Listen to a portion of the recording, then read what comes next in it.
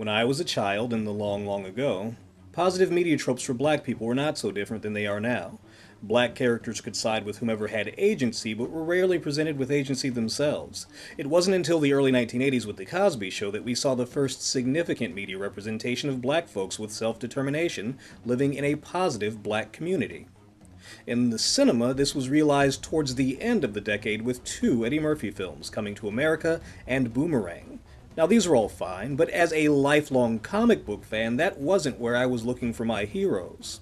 That's why the domestic release of the South African Shaka Zulu miniseries made my eyes twinkle. It was an epic tale of black exceptionalism in a semi-fantastic retelling of Shaka Zulu's rise to power through his force of will and his mighty thews. A dramatic, epic historical tale in which the focus was on the mesmerizingly charismatic Henry Sele as Shaka, and black people who weren't American slaves interacting with other black people who weren't American slaves? Nobody that I knew was as enchanted as I was by this miniseries. They weren't ready. We're all ready now.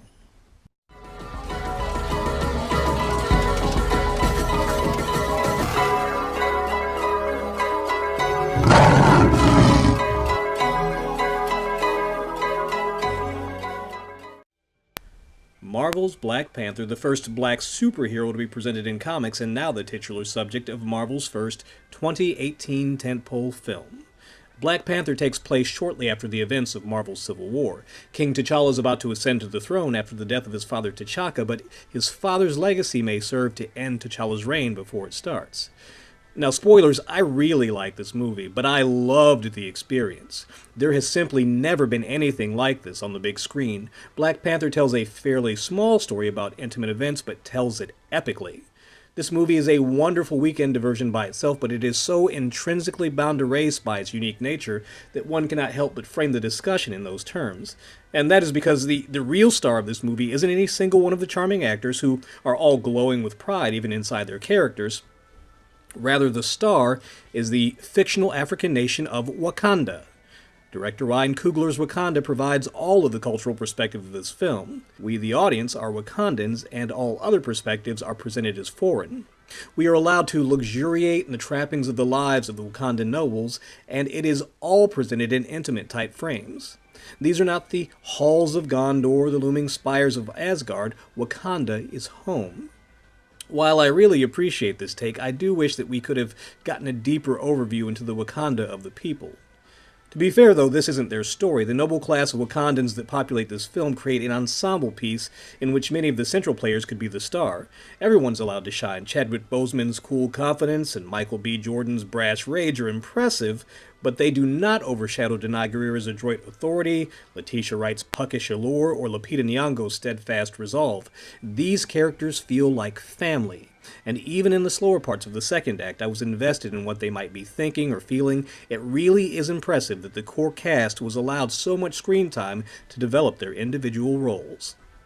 Now, despite the exotic trappings, these characters definitely inhabit a Marvel world. Perfectly timed quippy humor, bloodless violence, sexless romance, the precision use of action and emotional punctuation to re-engage the audience as the momentum metronomically ebbs and flows. There would be moments of both pomp and intimacy, driven by a uniquely African score of drums and voices, and then for me, jarring transitions to a more traditional, generic movie score to punctuate the more traditional and generic movie scenes. The disconnect here was also made more severe by the fact that some of the CGI looks really bad. Most of it's solid to passable, but there are enough scenes with substandard CGI that it bears mentioning.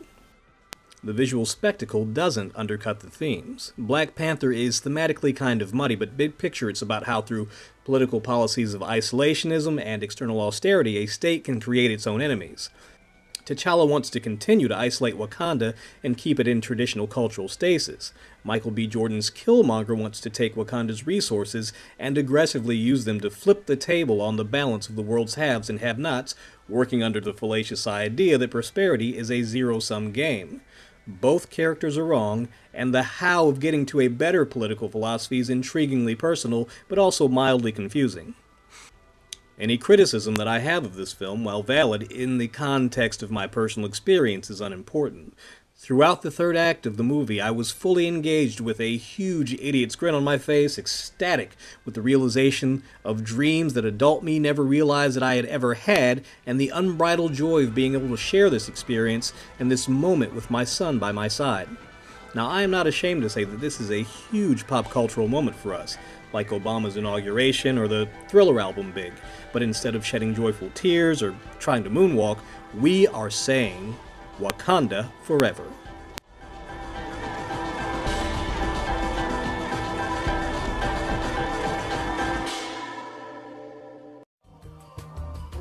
My handle is Johnathanblade.